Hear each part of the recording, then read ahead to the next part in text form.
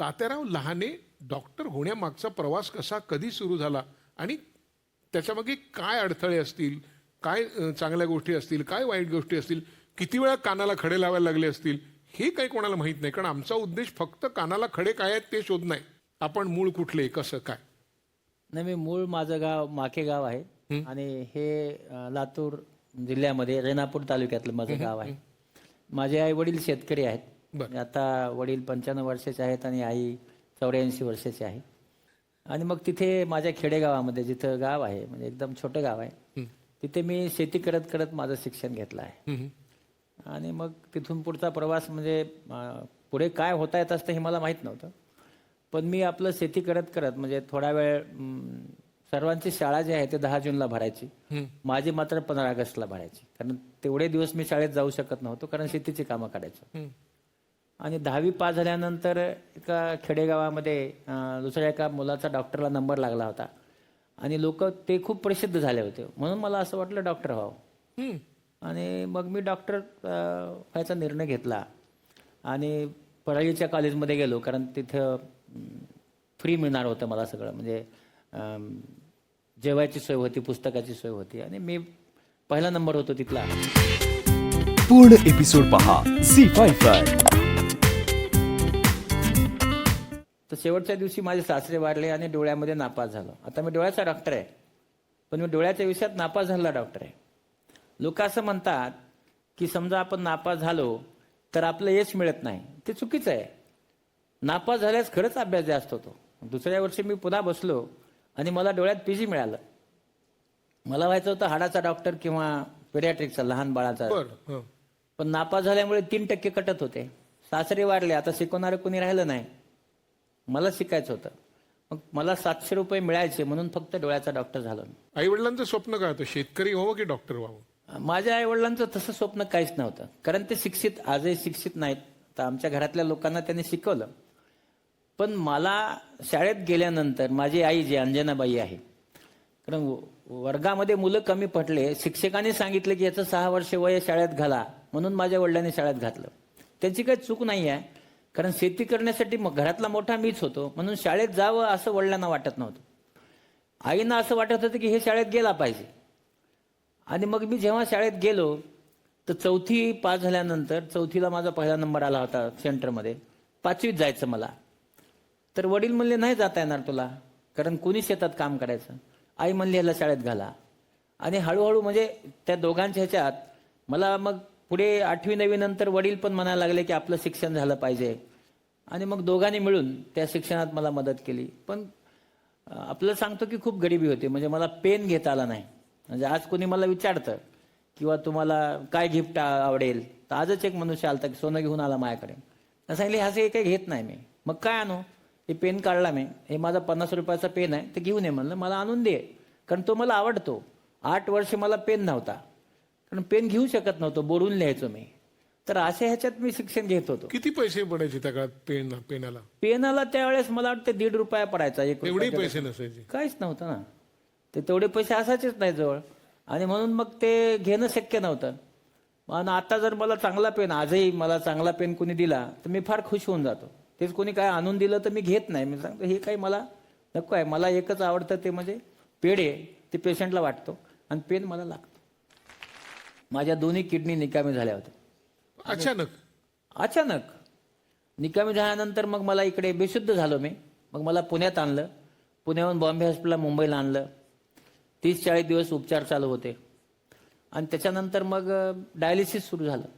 आंबेजोगाईला, मी इथं मुंबईला यायचं कारणच असं आहे की आंबेजोगाईला डायलिसिस सेंटर नव्हतं, आणि मी इथं दर गुरुवारी माझं आपलं डायलिसिस करून घ्यायचं. इथल्या एका डॉक्टरकडे गेलो मी, बॉम्बे हॉस्पिटलच्या.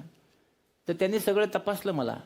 ते म्हणलं तुमचं क्रिएटिन वगैरे खूप कमी झालं आहे आणि तुम्हाला किडनी बदलता येईल ना. म्हणजे किडनी बदलता येणार नाही असं आधी सांगितलं होतं, पुन्हा म्हणले बदलता येईल. आणि मी एक गोष्ट पाहिली, आज आपण बघतो अवयवदानाची किती अडचण आहे. माझ्या 4 बहिणी, 2 भाऊ, आई वडील, 3 लेकरं, माझी पत्नी आणि सासू, या सर्वांनी सांगितले की आम्ही किडनी देणार प्रत्येकाने. आणि मग आता घरात भांडणं होऊ नये म्हणून आपण निर्णय घेतला की सगळ्यांचंच रक्त तपासायचं आणि ज्याची मॅच होईल त्याची घ्यायची. मग माझ्या आईची मॅच झाली पण माझा एक भाऊ होता, बाबूशा म्हणतो, आता जिवंत नाही आहे, तो शिकलेला नव्हता. तो म्हणे माझी नाही घेतली तर मी ऑपरेशनच होऊ देत नाही. मी म्हणलं ठीक आहे, तुझं रक्त घेऊ बाबा. पण अडचण कशी असते की नातेवाईकामध्ये आपण पाहतो की नातेवाईक कधी कधी प्रेम करतात आणि कधी कधी काम असेल तर ते भेटतच नाहीत. पण तसं माझं झालं नाही. आणि मग इथे माझं ते किडनी बदलायचं होतं. आईने मला किडनी दिली. तिला आईला किडनी देत असताना डॉक्टरने विचारलं कि मैं आपका किडनी निकालने वाला हूँ. ती म्हणे मेरा को भूल दे दो, म्हणजे मला भूल द्या, एक किडनी घ्या, ती नाही लागली तर दुसरी घ्या, आणखी काही यावं लागलं तर घ्या, पण माझा तात्या वाचला पाहिजे. ही माझी आई. आणि मग माझं ऑपरेशन झालं. ऑपरेशन झाल्यानंतर मला जेव्हा 2 दिवसांनी माझी आई भेटायला आली, तिला एकच गोष्ट वाटली की आपला मुलगा जिवंत आहे. मला असं वाटतं की इतकं निस्वार्थी प्रेम, एखादा अवयव मोठा काढून द्यायचा आहे, हे निस्वार्थी काम. कारण तिला जवळपास 166% पडले होते. कारण तेव्हा तो स्कोपी नव्हता, तरीही ती मला बघायला आली होती. मला असं वाटलं की तेव्हापासून मी नेहमी विचार करतो की मला लोक खूप म्हणतात तुम्ही एवढं सगळ्यावर प्रेम का करता.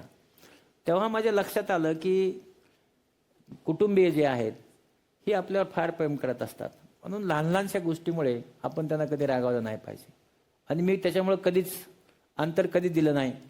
आणि मी माझ्या स्वतःच्याच तेव्हा कानाला खडा लावला किंवा काही झालं, घरातल्यानी काही म्हटलं तर घर घर, कुटुंब कुटुंब.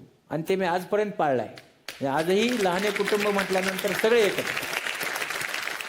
आपलं निश्चित सांगतो की मी शिवी बंद करून त्यावेळेस 10 वर्ष झाले होते. मी शिवी देतच नव्हतो.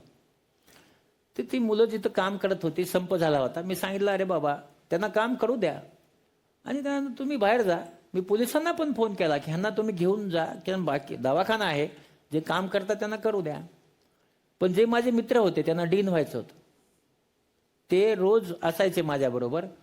त्यांनी त्याला सांगितलं की जातीवाचक शिवी दिली म्हण आणि कर दाखल तक्रार.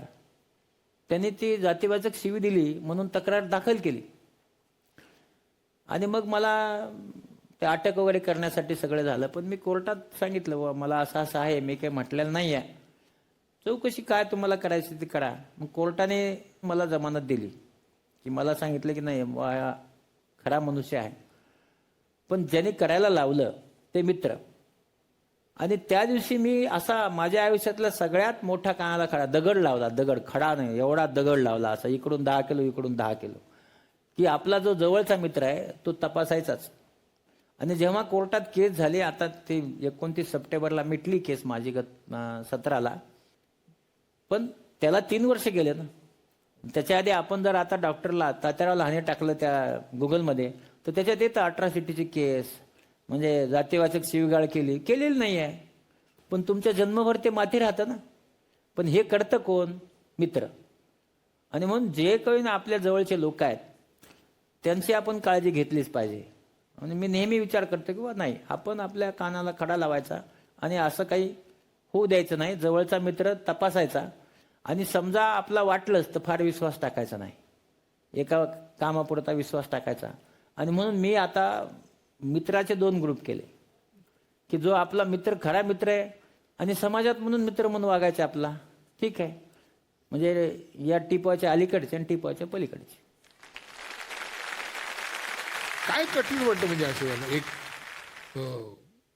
एक कठीण असं ऑपरेशन करणं का हे असले वाद मिटवणं आणि त्याला मला असं वाटतं बरं का की जो डॉक्टर आहे त्याने ॲडमिनिस्ट्रेशन करू नये. कारण कसं आहे की प्रशासन ही बाबच वेगळी असते. आणि डोळ्याचा डॉक्टर, मला असं वाटतं ह्याच्या एवढं रिवॉर्डिंग चांगलं काम काहीच नाही. जेव्हा आपण एखादं ऑपरेशन करतो तर तेव्हा आपल्याला सांगतो की त्या माणसाला जेव्हा दिसायला लागतं सकाळी, तर त्यांना जो आनंद होतो हा आनंद त्यांच्या गगनात मावत नाही. आणि त्यांच्या चेहऱ्या जेव्हा फुललेला असतो तेव्हा आपल्याला, मला नेहमी लोक विचारतात की तुम्ही रोज 15-14 तास काम कसं करू शकता. पण कसं आहे की रोज ऑपरेशन करतो एक दिवसार, दुसऱ्या दिवशी सकाळी त्यांना पाहतो मी तर सकाळी सगळ्यांचे चेहरे फुललेले असतात. रोज इन्स्पिरेशन, 365 दिवस रोज ही हसरी चेहरे मला बघायला मिळतात. मग सकाळी जेव्हा तुम्ही हसरे चेहरा बघता तेव्हा तुम्ही दिवसभर चांगलं काम करू शकता. आपण फुलं देतो, काही करतो, पण हे जिवंत फुलं आहेत ना हो, की जे मला रोज असं हसऱ्या चेहऱ्याने सांगतात आम्हाला दिसतंय. मग मला असं वाटतं की डोळ्याचा डॉक्टर, कारण मी आतापर्यंत 1,62,000 यशस्वी ऑपरेशन केली. म्हणजे आज आपल्याला सांगतो आम्ही 2,500 कुष्ठरोग्यांचे ऑपरेशन केले. गेली 20 वर्षे आम्ही आनंदवनात जातो, पण त्यातला एकही माणूस आंधळा झाला नाही. पण ते दोन्ही गोष्टी आहेत त्यात. असं लोक म्हणतात विज्ञान, पण विज्ञानाच्या बरोबर पुण्य आहे, बाबांची पुण्य आहे, त्यांचे आशीर्वाद हे निश्चित काम करतात. आणि त्यामुळे आम्हाला हे करता आलं. म्हणजे मी सगळ्याच म्हणजे आपण जर पाहिलं असेल तर आम्ही खेडेगावात खूप जायचो. आम्ही एकदा निघालो नंदुरबारला. रस्त्यात पोलिसांनी आम्हाला अडवलं, लेट झाला होता. ते म्हणाले जाऊ नका, पुढे चोऱ्या होतात. म्हणालो ठीक आहे. 6-7 गाड्या एकत्र केल्या आणि पुढे गेल्यानंतर दगड टाकले होते. त्यांना सांगितलं गाडी उभी करा, चोरं असावेत. ते आले चोरं. मग ते मी त्यांना सांगितलं हे बघा म्हणलं, आमच्याकडे जितकं काही आहे सोनं नाणं पैसे कपडे सगळे घ्या, पण हानमार करू नका, आम्ही सगळं द्यायला तयार आहेत. पण चांगली कामाचा फायदा नक्की होतो. तिथे त्या चोरांचा जो म्होरक्या होता तो मागे बसला होता. तर त्यांनी त्या उजेडामध्ये गाडीचा जो पुढचा लाईट होता त्याच्यात त्यांनी माझा चेहरा बघितला आणि तो धावत आला. म्हणे लहाने डॉक्टर का? म्हणलं हो. ते म्हणे अरे सोडा म्हणे यांना. नाही नाही साहेब आता कसं सोडता येईल म्हणे, आता ह्याच्याकडे पैसे आहेत, सोनं आहे. यांनी माझ्या वडिलांचं ऑपरेशन केलं म्हणे, त्यांना दिसतंय.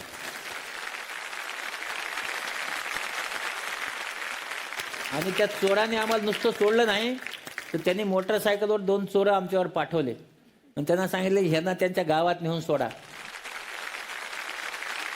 माझ्या आयुष्यामध्ये मला असं वाटतं की तुम्ही जे कानाला खडा सांगता लोकांना, त्याचा फार मोठा फायदा झाला मला नेहमीच. कारण अशा घटना घडल्या की मी स्वतःच ठरवायचो रात्री प्रवास करायचा नाही, आणि तो केला नाही. 10 लाख जिथे कुठे असेल तिथे सरकारी रेस्ट हाऊस मिळतं आणि तिथे जाऊन थांबायचं, असं करत होतो. माझे म्हणजे कसं आहे की आपण नेहमी काय करतो, स्त्री आहे, पण डॉक्टर आगिनी ही दरवर्षी माझ्यापेक्षा 1,500 ऑपरेशन जास्त करते. पण त्याचं क्रेडिट सगळं मलाच मिळतं. म्हणजे तिचं आता एवढे सगळे तिने ऑपरेशन केले, 85,000 ऑपरेशन केले आहेत. कुठल्याही स्त्रीने भारत देशात नाही जगात इतके ऑपरेशन एकटीने केलेलं नाहीत. क्या बात ते तिचे ऑपरेशन आहे. आणि पण आता कसं की आपण बघतो की काही झालं की समजा जेचं नाव आलं, तात्याराव लहानेचं नाव येतं. म्हणजे एका वडाच्या झाडाखाली जसं आपण म्हणतो सावलीत झाड दुसरं वाढत नाही, तसं तिची वाढ झाली नाही. मला याचं नेहमी दुःख वाटतं. पण एक निश्चित आहे की त्या डॉक्टर आगिनीने कधीही असा विचार नाही केला की बा मग पुढे नाही आले, मला मोठं व्हायचंय, मला असं व्हायचंय. सरकारी नोकरीत असं कोणी काम करेल का? स्वतःची मोठी प्रॅक्टिस होती. सरकारी नोकरीत मुळात कोणी काम करेल का इथून सुरुवात? असं तर सोडाच. एवढी मोठी प्रॅक्टिस होती. 10 लाखाचे यंत्र आम्हाला देऊन टाकले वडिलांनी, आणि त्याच्यानंतर ही मुलगी काम करते. अच्छा, खासगी प्रॅक्टिस सोडून तुम्ही इथे? हो. आणि सोडून तेव्हा 1 लाख रुपये कमवायची 95ला, ते सोडून ते आता माझ्यावर काम करते, सामाजिक काम करते. तुम्ही इतकी ऑपरेशन्स केली, इतकी वर्ष या व्यवसायात आहात, तरी डोळ्यांच्या बाबतीत, त्याच्या आरोग्याच्या बाबतीत लोकांचे डोळे उघडतच नाही तो.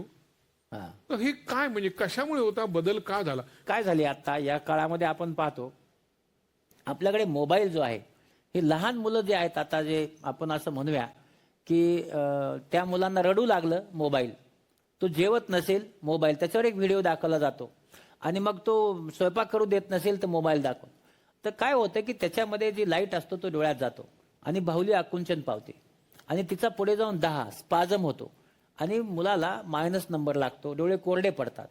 आणि म्हणून जो मुलगा 2 तास ते 3 तास 4 तासाचा मोबाईल 6 वर्षापूर्वी वापरतो वयाच्या, त्याला चष्म्याचा नंबर लागतो. आणि म्हणून हे चष्मे वाढत चालले.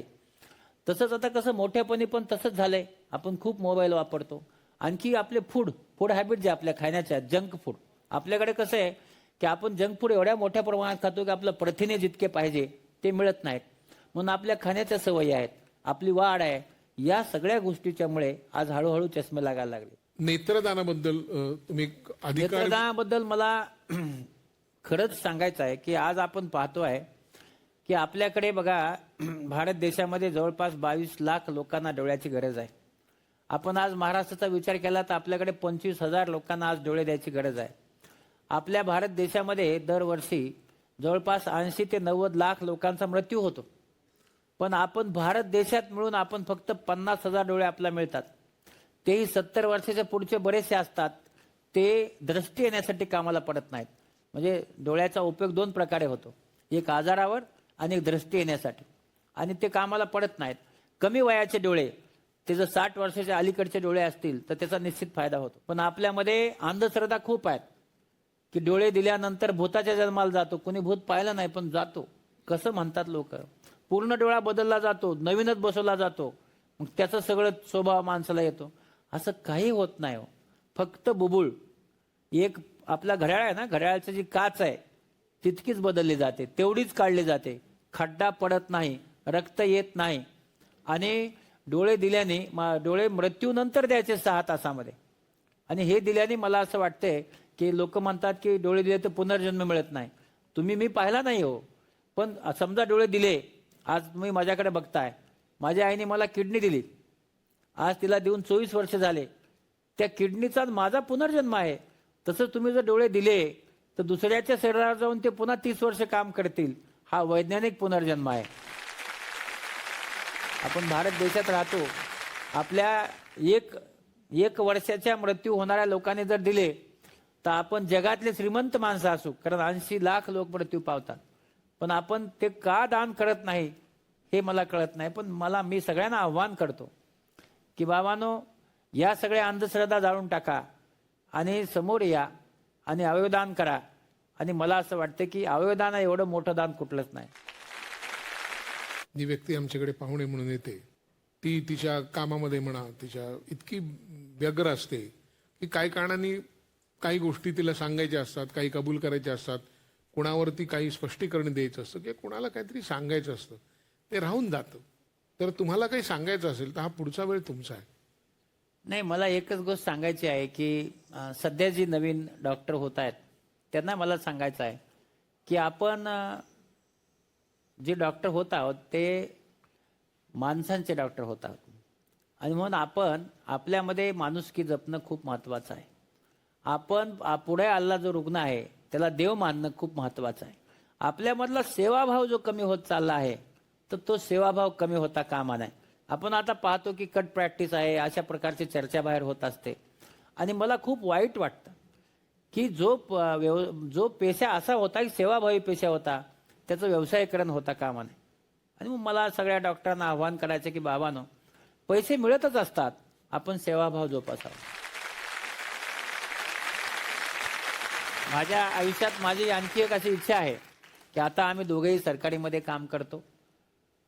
आपल्याला सांगतो आम्ही 365 दिवस काम करतो, म्हणजे रविवारी पण आम्ही सुट्टी घेत नाही. आमच्या ज्या टीचर होत्या त्रिपुरारी शर्मा, त्यांनी आम्हाला हा पहिला प्रश्न विचारला की आयुष्यात पहिल्यांदा अभिनय करावा असं कधी वाटलं. तर आता तुम्ही जेव्हा ड्रामा स्कूलमध्ये जाताय तर तुमच्याकडनं एक इंटेलेक्च्युअल उत्तर अपेक्षित असतंच. म्हणजे त्यामुळे मग प्रत्येकाने साधारण म्हणजे काय उत्तर अपेक्षा? साधारण इंटेलेक्च्युअल म्हणजे मी माझ्या गावी नदी किनारी बसलो होतो आणि सूर्य बुडताना दिसला तेव्हा मला आत्मशोध लागला. इथपासून ते मी स्टेजवर गेले की मला माझ्यातली बाई सापडते वगैरे, असं ते सगळं चाललेलं होतं. तर माझ्याकडे जेव्हा मी सगळ्यात शेवटी, म्हणजे मी त्या गोलाच्या सगळ्यात शेवटी होतो, मी म्हंटल आम्ही चाळीत राहत असताना VCR भाड्याने आणायचो आणि सिनेमे बघायचो. तर मला आठवतंय 83 साली कुली सिनेमा आला होता. तो कुली सिनेमात अमिताभ बच्चनची एंट्री पाहिली मी, की गाडी येऊन थांबते, लोक कुली कुली कुली करून हाक मारतात.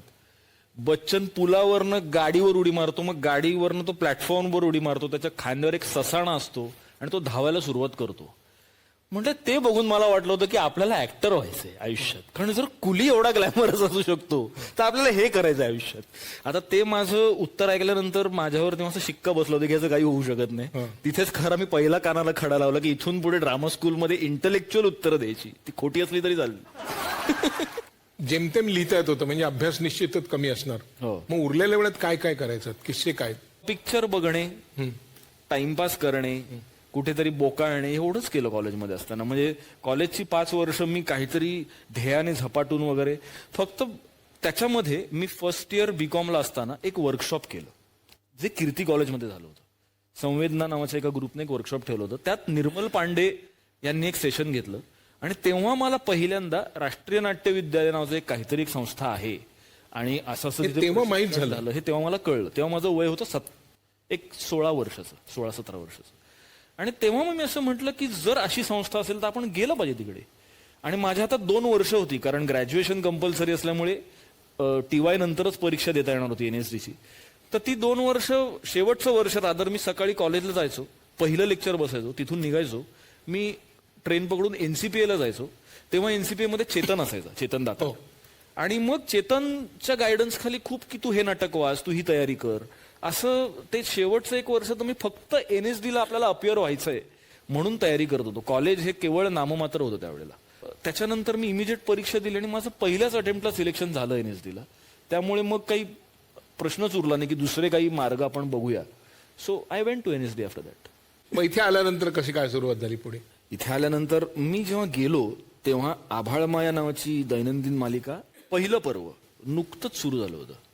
त्यामुळे मराठी नट रोज उठून शूटिंगला जातात हे मला माहितीच नव्हतं आधी. कारण आपले तेव्हाचे सगळे मोठमोठे नट सुद्धा नाटकात काम करायचे आणि मग कुठेतरी नोकरी वगैरे करायचे, किंवा मग ज्यांची सिनेमात चांगली करिअर झाली होती अशी काही मोजकी उदाहरणं होती. पण मी आल्यानंतर माझ्या असं लक्षात आलं की मराठी दैनंदिन मालिका हे एक वेगळं एक दालनच उघडलं होतं तोपर्यंत. म्हणजे रोज लोक शूटिंगला जात होती. मी संक्रमण, एस्सेल वगैरे ही नावं तेव्हा अशी कानावर पडत होती. झी मराठीची पहिली दैनंदिन मालिका होती. आभाळमाया. आणि मी आलो तेव्हा पर्व दुसरं सुरू होतं. इनफॅक्ट जेव्हा मी परत आलो NSD वरनं तेव्हा.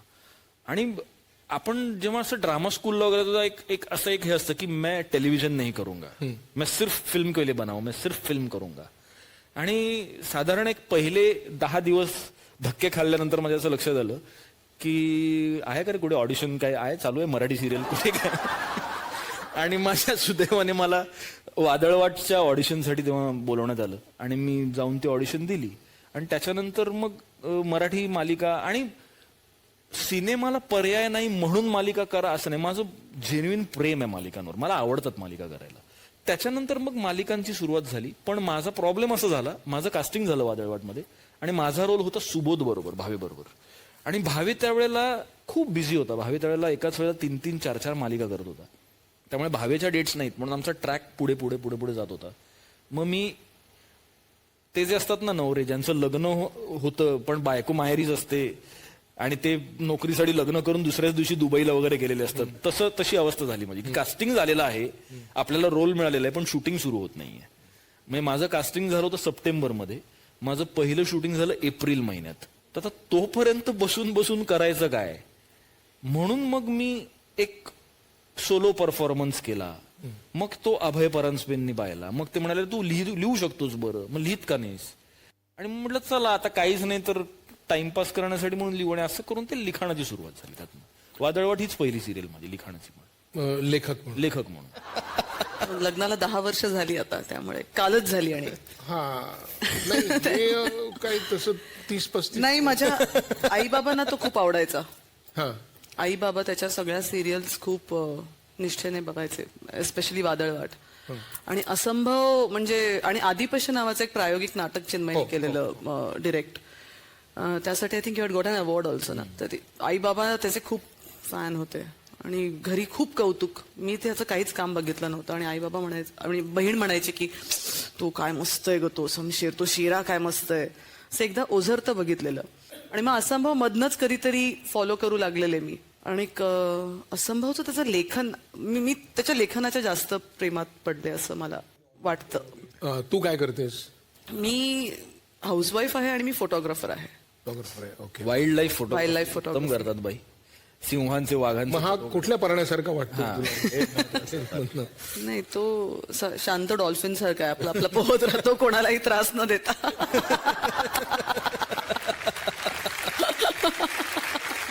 ते ऑनलाईन म्हणजे काय, कसं काय? मी एका डॉक्युमेंटरीवरती काम करत होते about women empowerment, silent cries नावाची, आणि ती इंग्लिशमध्ये लिहिलेली मी. आणि असं काहीतरी झालं आणि थोडं बजेट कमी पडू लागलं. सो मग टीमनी असा निर्णय घेतला की आता मराठीत आपण ती शूट करूयात. बरं, माझं मराठी काय फार असं म्हणजे लिहू नाही शकत मी, म्हणजे असं पूर्ण जसं मी इंग्लिशमध्ये लिहिलेलं. सो त्याची एक खूप मोठी फॅन पुण्यात राहते आणि ती माझी मैत्रीण आहे. तर मी तिला एकदा असं बोलत होते की काय कसं करायचं ना मृणाल, आता हे मी कसं ट्रान्सलेट करतो. शी सेड एक फार गुणी लेखक आहे चिन्मय मांडलेकर. म्हणलं I have heard the name. तर मग तू त्याला पाठव ना ते, आणि मग त्यांना रिक्वेस्ट कर, ते कदाचित करतील असं म्हणून मी त्याला पाठवलं. त्याचा नंबर मला आता आठवत, तिनेच बहुतेक दिला. आणि पाठवल्यावरती त्यांनी वाचलं वगैरे आणि फोन केला मी की काय सर तुम्हाला कसं वाटलं. तर तो असं म्हणाला हा ठीक आहे काही विशेष नाहीये फार हे. अरे किती उद्धट माणूस आहे हा, म्हणजे मन राखायला देखील छान लिहिले असं म्हणत नाही तो. आणि मग तशी ती बोलणी सुरू झाली की आता मग हे ते, मग ते थोडं थोडं ते डॉक्युमेंटरीवरनं थोडं पर्सनल वरती. डॉक्युमेंटरी झालीच झालीच नाही ती झालीच नाही. डायरेक्ट लग्नाची कॅसेटच झाली, डॉक्युमेंटरी झालीच नाही आजपर्यंत. आणि दुसऱ्या भेटीत त्याला मी घरी जेवायला बोलवलेलं आणि त्याला मासे खूप आवडतात आणि मी बरे बनवते आणि त्याला बोंबील खूप आवडतात. म्हणून मी म्हणाले चला ह्याला इम्प्रेस करायला बोंबील बनवूयात आपण. आणि ते मी बनवले आणि ते कच्चे राहिले, पण त्यांनी ते खाल्ले. जसं कच्चं वाटलं होतं तुला तसं. आणि त्यांनी ते खाल्ले. आणि मग त्या रात्री त्यांनी मला विचारलं की लग्न करशील काय. म्हणलं अरे बापरे, ह्याच्यापेक्षा कच्चे बोंबील जर इतके बरे बनवू शकतात तर ती पक्के चांगले छान बोंबील तर ती बनवेल. आणि हा माझा निर्णय, म्हणजे ती उत्तम जेवण बनवते. या 10 वर्षात काय कानाला खडे आहेत? अरे बापरे, अरे नको एवढं नको. खडेच आहेत ना. चिन्मय खूप विसरतो. तो प्रचंड विसराळू आहे. मी इतका विसरणारा माणूसच बघितला नाहीये.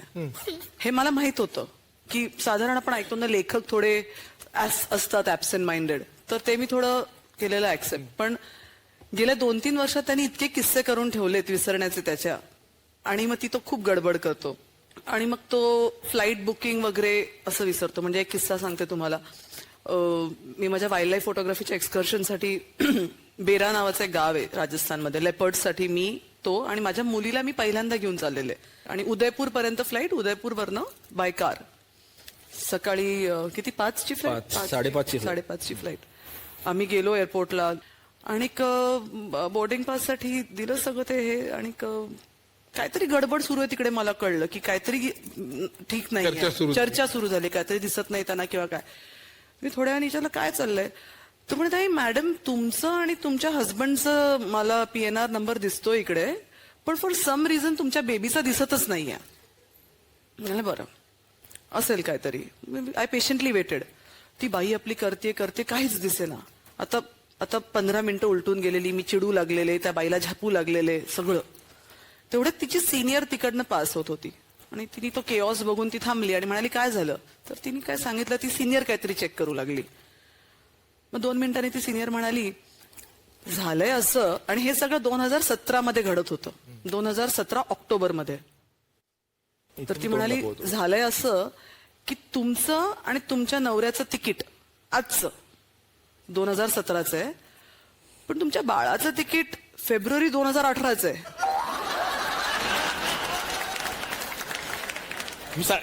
आणि रिटर्न तिकीटही होती. तर मी उगीच आता काय विचारणार म्हणलं. आणि मग येतानाच परतचं 3 दिवसांनी 2018च आहे तिचं.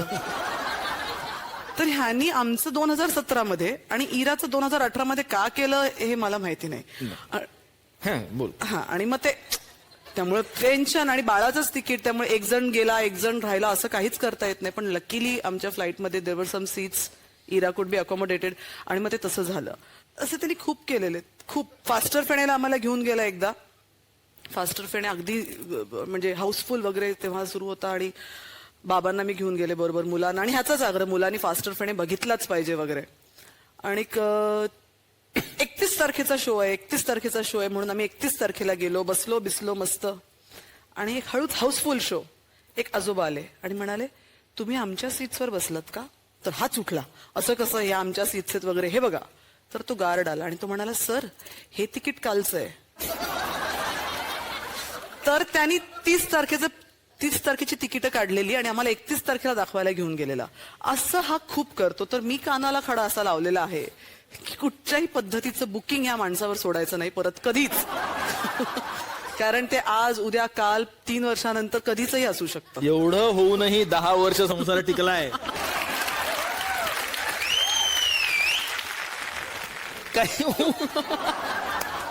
उत्तरच नाही माझ्याकडे याच्यावर. मला असं नक्की वाटतं की लग्नाची पत्रिका तू छापायला दिली नसणार.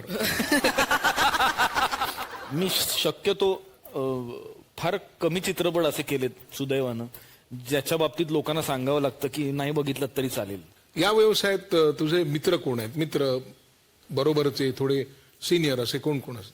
संतोष आहे जुवेकर, प्रसाद ओक आहे, जित्या जोशी आहे, अवधूत आहे. माझा एक खूप जवळचा मित्र जो आता आपल्यात नाहीये, राजीव पाटील.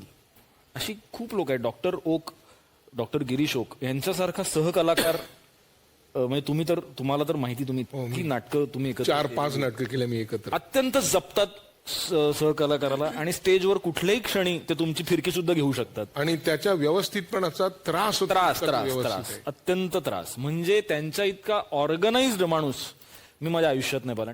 तुझा अजून एक मित्र आहे प्रियदर्शन जाधव. अरे, तुला बघूया दर्शन. काय म्हणायचंय? चिन्मय आणि मी एका नाटकात काम केलं, जे नाटक मी डिरेक्ट केलं होतं. मधुरा वेलणकर, मी आणि चिन्मय काम करत होतो. मिस्टर अँड मिसेस त्या नाटकाचं नाव. आमच्या नाटकात शेखर रोडे नावाचे बॅकस्टेजला काम करणारे एक गृहस्थ आहेत. त्यांचं काम आहे तिसऱ्या बेलची वेळ झाली की यायची, बेल द्यायची आणि आत निघून जायचे. तर त्यांची सवय अशी होती की ते चालत यायचे, चप्पल काढायचे, बेल वाजवायचे, निघून जायचे. आणि चिन्मयचा असा लॅविश फ्लॅट दाखवलेला आहे आणि छान असं सजलेलं घर आहे. आणि इतकं सगळं छान घर असताना थर्ड बेलच्या आधी ते शेखर रोडे आले. त्यांनी चप्पल काढली, त्यांनी बेल वाजवली, थर्ड बेल झाली आणि ते बेल घेऊन विंगेत गेले. चप्पल मात्र तिकडे स्टेजवर तशीच राहिली. तर एवढ्या मोठ्या लॅविश घरात आणि नाटकाच्या सुरुवातीला जशी समोर लोकांना ठळकपणे कशी एक चप्पल दिसत होती, माझ्यामध्ये तो अख्खा सीन समोर ती चप्पल तशीच पडून होती. कारण काय करणार आहे, अत्यंत मोठ्या फ्लॅटच्या मध्यभागी कुणीतरी चपला ठेवलं तर त्यावर बोलणार तरी काय. आणि नाटक थोडंसं गंभीर प्रकृतीचं होतं. असा एक किस्सा घडला, त्यामुळे मला असं वाटतं चिन्मयने कानाला खडा लावला असेल की बॅकस्टेजवाले चप्पल घालून आले की कदाचित बेल वाजवल्यानंतर तो 10 वेळा विचार करत असेल सगळ्यांनी आपापल्या चपला घातल्यात ना. असा एक छोटासा किस्सा आहे. आपले जे नाटकाचे बॅकस्टेजवाले आहेत ना, मनाने फार चांगली असतात ती माणसं. त्यांना फार उत्साह असतो काम करायचा. पण ह्यानी कधी राग येतो का? कधी तोल जातो का? म्हणजे मी काम करताना माझा जायचा बाबा, माझा नाही जात. भयंकर जायचा. माझा तोल जातो कधी, जेव्हा स्वतःला सुशिक्षित म्हणवणारे प्रेक्षक फोन बंद करायचा विसरतात किंवा ते नाटकाला येताना, आता आपण नाटकाला आलोय तर आपल्या मुलांना बागडायला सोडून द्या म्हणून तेव्हा माझा तोल नक्की जातो. त्यातला एखादा अनुभव? मुंबईच्या यशवंतमध्ये झालेला किस्सा आहे. प्रयोग सुरू होता नाटकाचा. एक माणूस पहिल्या रांगेत बसलेला, त्याचा फोन वाजला.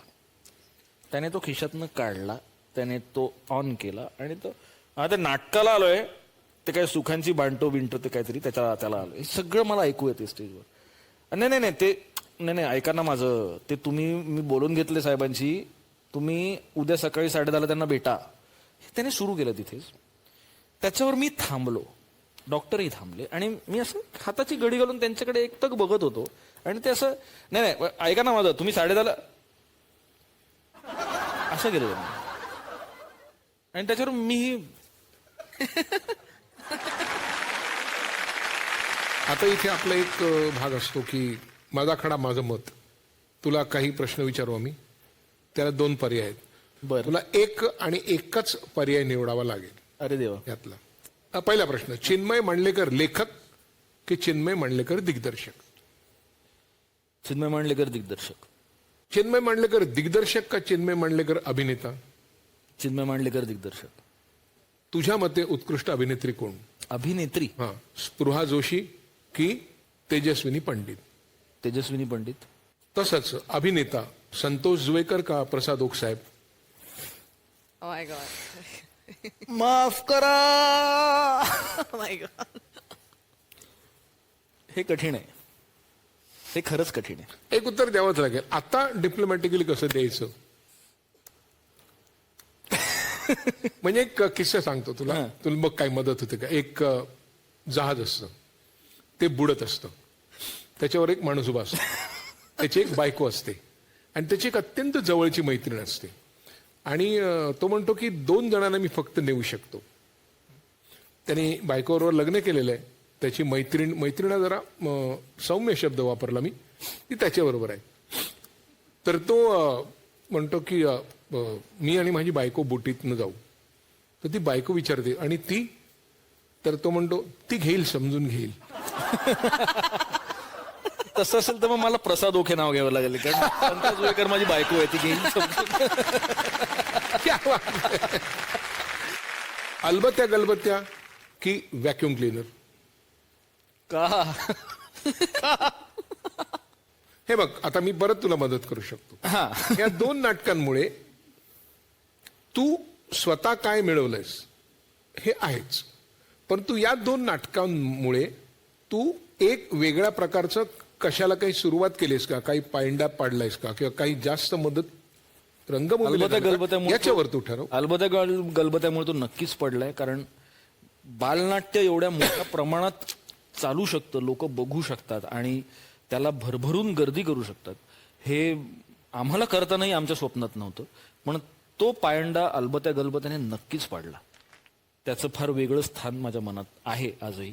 पण तो सिनेमा त्याने बनवला, सिनेमा आला, खूप चालला, त्याला खूप यश मिळालं आणि मला त्याच्याबद्दल आनंद आहे फार, कारण एनिवेज मराठी सिनेमे इतके चालत नाहीत.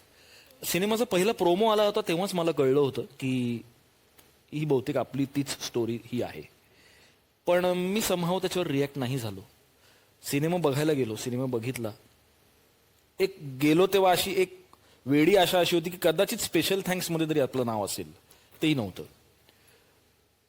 त्याला फोन केला मी त्याच्यानंतर की असं असं बघितलं आणि ही माझी तीच गोष्ट आहे. आणि त्याच्यावर त्याने मला प्रांजळपणे असं सांगितलं की मी विसरून गेलो की ही तुझी गोष्ट आहे.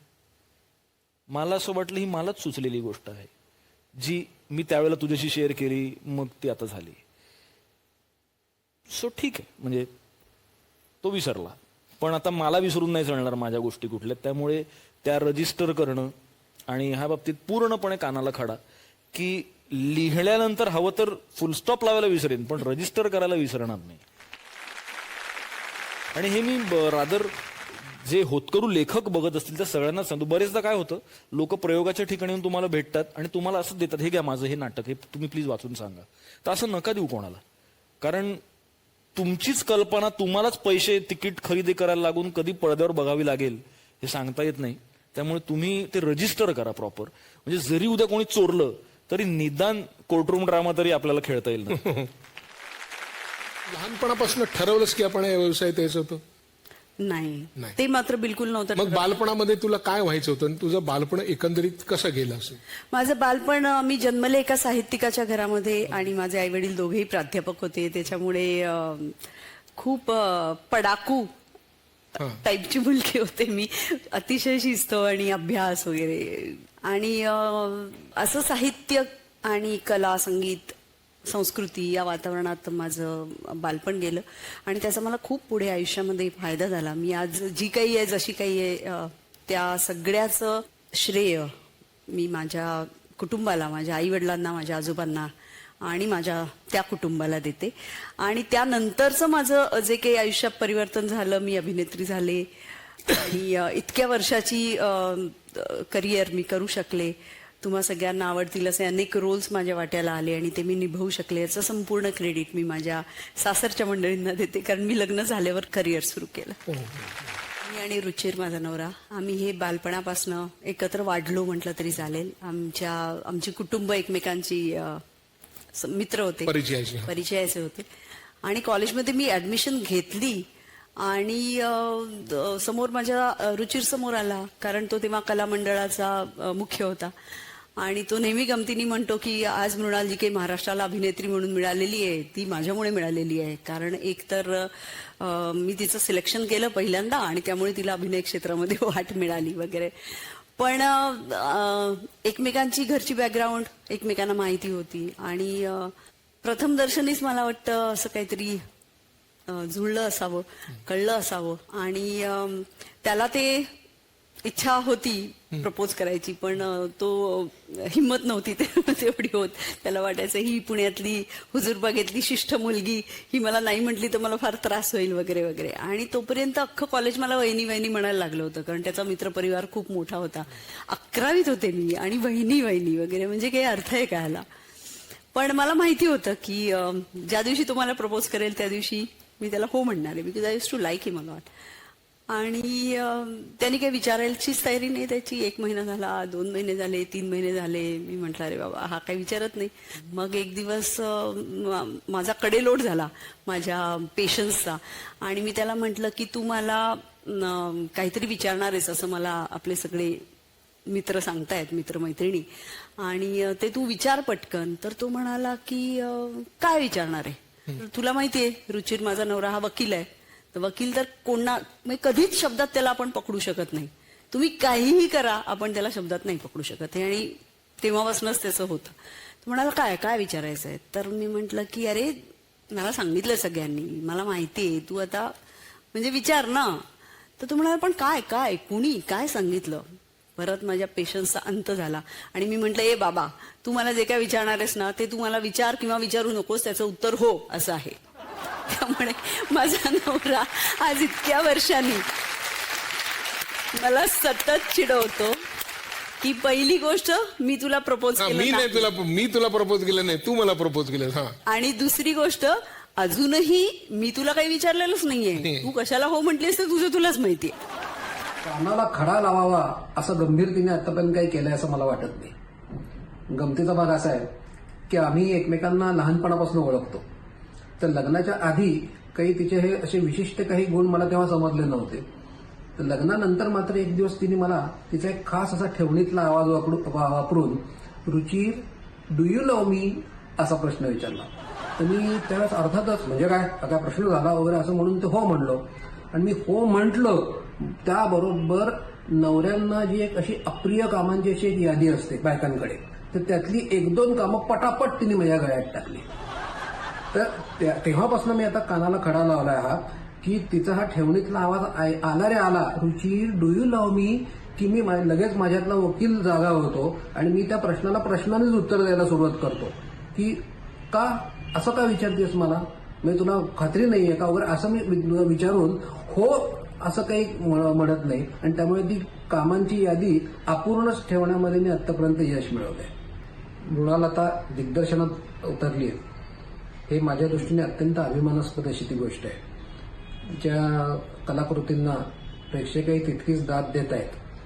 त्यामुळे तिचा सर्वात आवडणारा गुण जर मला कुठला वाटला असेल तर तो म्हणजे तिचं वर्कहॉलिक असणे. आणि तिचा कुठला न आवडणारा जर गुण असेल तर तोही ती वर्कहॉलिक असणे हाच आहे. त्याचं कारण असं आहे की कुठलेही आता नवीन प्रोजेक्ट त्यांचं डोक्यात तिने घेतलं, आता आमचा मुलगाही त्यामध्ये जॉईन झालाय त्या प्रोसेसमध्ये, की तेव्हा बाकी घरादाराची अवस्था अत्यंत बिकट होते आणि मग ते काम संपेपर्यंत त्यांना कसलंही भान नसतं. आणि त्यामुळे वर्कहॉलिक असणं हा अवगुण कसा होतो की ती त्यावेळेस तिच्या संपूर्ण तब्येतीकडे, जेवणा खाण्याच्या वेळांकडे पूर्ण दुर्लक्ष करते आणि ते मला अजिबात आवडत नाही. ऐतिहासिक भूमिका करताना काही कानाला खडे लावायला लागले का? माझ्या घरात एक एवढा मोठा लेखक होऊन गेलाय ज्यांनी अनेक ऐतिहासिक कादंबऱ्या लिहिलेल्या आहेत. आणि बाबासाहेब पुरंदरे हे माझे दुसरे आजोबा आहेत. त्यामुळे मला कानाला खडा लावूनच याचा अभ्यास करावा लागतो कोणतीही ऐतिहासिक भूमिका करताना. कारण आता एक कॉन्ट्रोवर्सी निर्माण करायची असं एक पद्धत पडलेली आहे, सारखीच सगळ्यातून कॉन्ट्रोवर्सीज निर्माण करायची. म्हणजे मला खूप दुःख होतं जेव्हा लोक म्हणतात की ऐतिहासिक सिनेमा बनवायची भीती वाटते. आता सुदैवाने मला गंमत वाटते सांगायला की रमा माधव हा जवळजवळ 30 वर्षांनी आलेला पहिला ऐतिहासिक सिनेमा मराठीतला होता. पण ऐतिहासिक सिनेमातून कुठे काय काढता येईल बारीक आणि त्याच्यावरनं काहीतरी वादंग होतील आणि काहीतरी गोंधळ घालता येईल अशी साधारण परिस्थिती आहे. त्यामुळे ऐतिहासिक सिनेमा बनवताना कानाला खडा लावूनच बनवला पाहिजे, खूप अभ्यास केला पाहिजे आणि तरीही लोक त्याच्यावर काहीतरी बोलणारच आहेत याची पण तयारी ठेवली पाहिजे. पण मी हा कानाला खडा कधीच लावणार नाही की इतिहासाबद्दल काहीतरी लिहिणं वाचणं तर सतत चालूच असतं. पण ऐतिहासिक चित्रपट मला आणखी खूप ऐतिहासिक चित्रपट निर्माण करायचे आहेत.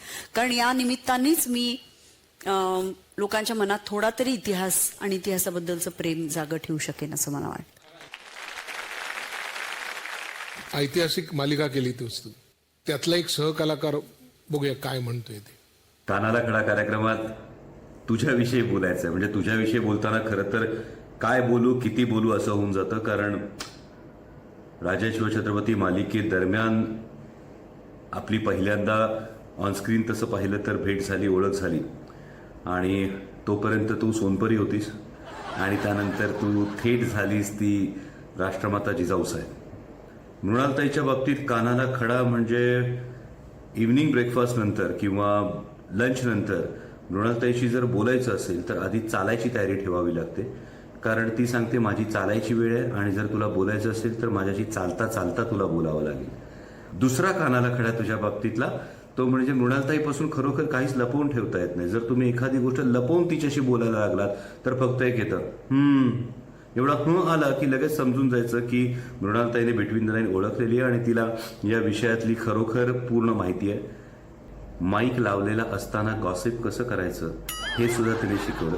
मृणालताईला फक्त हा एकच प्रश्न आहे की नक्की बऱ्याच वेळा सेटवर बाहेरून बघणाऱ्या माणसाला तू काहीतरी बोलताना फक्त एवढं असं करताना दिसतेस, त्याचं नक्की सिक्रेट काय आहे. आयुष्यभर वेळ पाळत आलीस अशी तुझी एक आत्ताच्या काळाच्या हिशोबात म्हणायची तर एक अशी बदकीर्ती आहे की तू कायम वेळेवर आलीस. हो. वेळेवर यायचं हे तुझं पहिल्यापासून आहे का कोणामुळे तू कानाला खडा लावलायस, कोणी धडे दिलेत वेळेवर येण्याबद्दल? मी बिग बींमुळे अशी झाले असं मला वाटतं. अमिताभ बच्चन हेही फार वेळेवर येण्यासाठी प्रसिद्ध आहेत आणि एका कार्यक्रमाला मी अँकर करत होते त्यांचा एक कार्यक्रम आणि मी कुठून तरी शूटिंग करून वगैरे 6 वाजता कार्यक्रम होता आणि मी ट्रॅफिकमध्ये आणि संपवाना लास्ट शॉट घ्या ना पटकन माझा, आम्हाला जायचं असं करून साधारण 5:45 मी तिथे पोहोचले आणि मी पोहोचले तर माझं स्वागत करायला ते तिथे उभे होते. म्हणजे माझं स्वागत करण्यासाठी नव्हते पण येतील त्याचे सगळ्यांचं स्वागत करायला ते तिथे उभे होते. आईये बैठे क्या लेंगी आप. तर मला एवढं कॉन्शियस झाले मी आणि नर्वस झाले. म्हटलं की नाही मी या कार्यक्रमाची निवेदिका आहे आणि खरं तर हे आमचं काम आहे की तुम्हाला कम्फर्ट करणं, तुम्हाला बसवणं, तुम्हाला विचारणं चहा कॉफी. ते म्हणाले मला काहीच प्रॉब्लेम नाही. मी कोणत्याही कार्यक्रमाच्या आधी संयोजकांना असं विचारतो की मी किती वाजता येणं अपेक्षित आहे. तुमचा कार्यक्रम 6ला आहे ना, मग मी 5:15 येऊ का? मग ते म्हणतात नाही तुम्ही 6ला आलात तरी चालेल. मग मी त्यांना म्हणतो नको मी असं करतो मी 5:30 येतो म्हणजे तुम्हाला काही प्रॉब्लेम नको व्हायला माझ्यापासून. आणि ते स्वतः 5 वाजल्यापासून तिथे बाहेर स्वतःच्या गाडीत बसतात. 5:30 वाजता त्यांनी एंटर केलं होतं, त्या हॉलमध्ये आले होते आणि मग मी काय करायचंय, मी काय बोलायचंय आणि एक्झॅक्टली माझ्याकडनं काय अपेक्षा आहे आणि मग मी कधी कोण मला प्रश्न विचारणार आहे, मी कोणाबरोबर बोलणार आहे किंवा मला एक्झॅक्टली त्या मंचावर किती वेळ बसायचं आहे आणि मी किती वाजता गेलो तर चालेल, हे सगळं ते विचारतात आणि अत्यंत नम्रतेने विचारतात. आणि त्या दिवशी मला एवढी लाज वाटली की ते आधी येऊन बसले होते आणि मला काहीच माहिती नव्हतं एक्झॅक्टली मी काय उशीर झाला नव्हताच. नाही उशीर नव्हता झाला पण त्याही आधी आलं पाहिजे. आणि आपली तयारी, आपण स्टेजवर कुठे उभे राहणार आहोत, आपण काय बोलणार आहोत, आपल्या हातात स्क्रिप्ट पूर्ण आहे का नाही, हे सगळं आधी तपासून बघण्यासाठी आधी गेलंच पाहिजे. हे मला त्यांच्यामुळे त्या दिवशी लक्षात आलं आणि मी कानाला खडा लावला की मी ऑन द स्पॉट नाही, मीही त्यांच्यासारखीच अर्धा तास आधी कमीत कमी तिथे पोचेन, त्याआधी माझ्या हातात स्क्रिप्ट राहील याची मी खबरदारी घेईन. पण काय नशीब ऑन द स्पॉट सगळं ठीक आहे पण कानाला खडा पण कोणामुळे लावायला लागला? हो. बरं आता दिग्दर्शनामध्ये तू 2-3 चित्रपट झाले तुझे दिग्दर्शन. दिग्दर्शन का करायला लागलीस? काळाची गरज म्हणून का तू करत असलेल्या भूमिकांचा आता जोश उरला नाही म्हणून का तुला लोक भूमिका कमी विचारायला लागले म्हणून? याचं कारण असं की किती वर्ष दुसऱ्या कोणाची तरी कथा, दुसरा कोणीतरी दिग्दर्शक, मग तुम्ही फक्त त्यातलं एक पात्र असणार की तुमच्या हातातच काही नसणार. मला दिग्दर्शिका झाल्यापासून अभिनय करणाऱ्या लोकांबद्दल अशी खूप सहानुभूती वाटते, अनुकंपा वगैरे. आणि तेव्हा आपण असं वागत असतो ना की हा माझं काम झालंय, तर झाला का पॅकअप, झाला पॅकअप, जाऊ. आणि तो दिग्दर्शक बिचारा सगळं ते ओझं डोक्यावर ठेवून इतका पेशन्सनी, इतका सहनशीलतेने तुमच्याशी वागत असतो. कारण एक विजन असते, एक विषय मांडायचा असतो, तो त्याला असतो आणि तुम्ही त्यातलं फक्त एक छोटंसं पात्र असतं. अभिनय ही 5% जबाबदारी असेल तर दिग्दर्शन ही 200% जबाबदारी आहे आणि त्याच्यात अनेक कामं येतात जी आपल्याला हसतमुखाने करायला लागतात, अनेक प्रेशर्स असतात, त्या प्रेशर खाली आपल्याला काम करायला लागतं आणि जवळजवळ एका मुलाला जन्म देण्या इतकं ते अवघड असतं. आणि जन्म दिलेल्या मुलाला कोणी काही नावं ठेवू शकतात की अरे याचं नाकच वाकडं आहे, अरे याला एक कानच नाहीये. सिनेमाला कोणीही नावं ठेवू शकतं. म्हणजे तुम्ही कितीही जीव ओतून वर्षभर मेहनत करा, एक तिकीट काढणारा माणूस तुम्हाला म्हणू शकतो बंडल आहे पिक्चर. अरे बापरे, ही केवढी मोठी जबाबदारी आहे. त्यामुळे ही जबाबदारी अंगावर घ्यावी का नाही अशी अनेकदा मनामध्ये विचार येऊन गेला. पण तरीही असं वाटलं की मला जे म्हणायचंय ते म्हणण्यासाठी अतिशय योग्य माध्यम चित्रपट बनवणे हेच आहे. आणि केवळ अभिनेत्री म्हणून जे मला अपूर्णपण वाटत होतं माझ्यामध्ये, ते मला कुठेतरी पूर्णता आली माझ्या व्यक्तिमत्वाला, असं मला वाटलं. मी जेव्हा हिंदीत काम सुरू केलं तेव्हा खूप आग्रहाने मला हिंदीतल्या एका प्रोड्युसर डिरेक्टरनी एका मालिकेसाठी बोलवलं.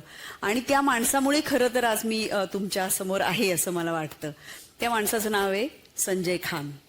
त्यांनी टिपू सुलतान नावाची एक खूप प्रचंड गाजलेली ऐतिहासिक मालिका केली होती.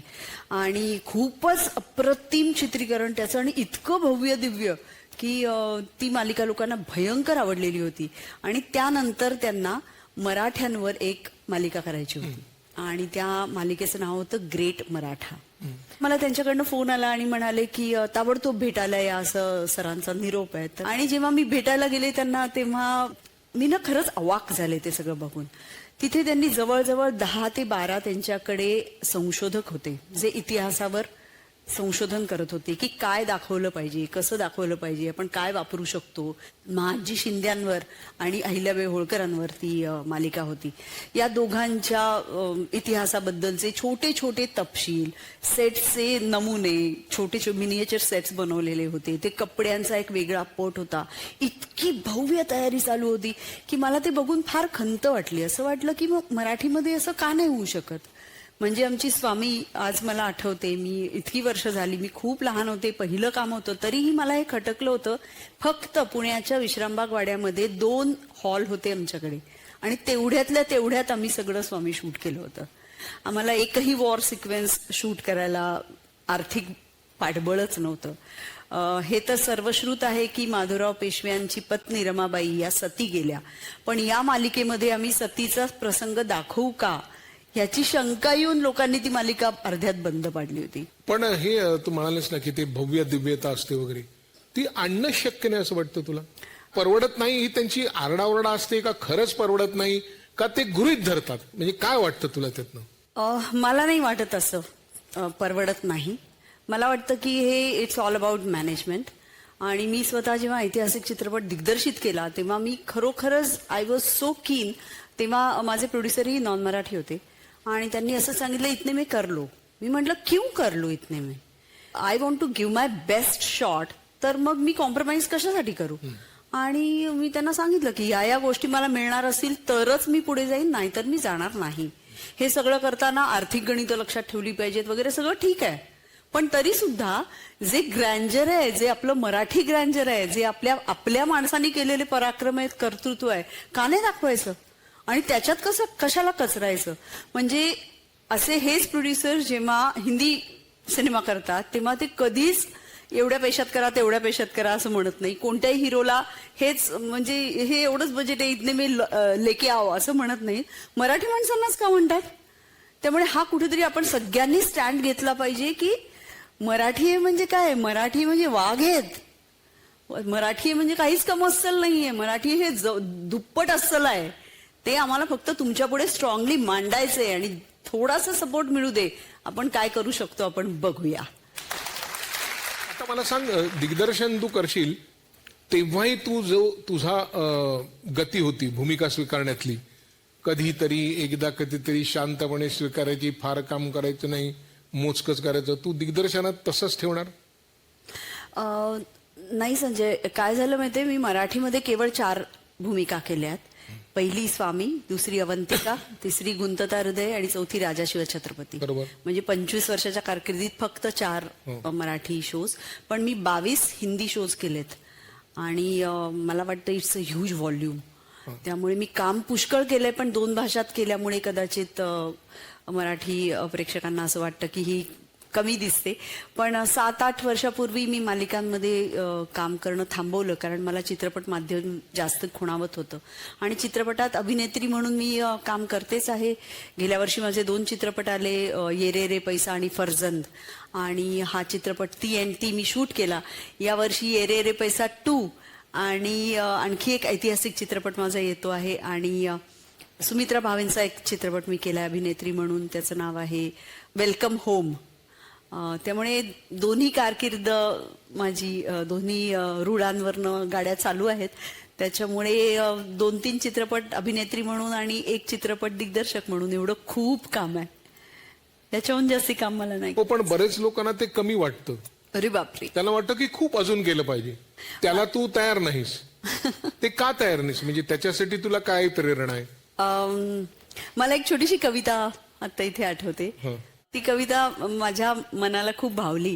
असं वाटलं की हे कुठेतरी आपल्याला असंच म्हणायचं आहे. कोणाची कविता आहे? कवी अनिलांची कविता आहे. जुनी कविता आहे, खूप छोटीशी कविता आहे, पण छान आहे. ते म्हणतात, मी थोड्याच कविता लिहिल्या तर कुठे काय थोडे झाले.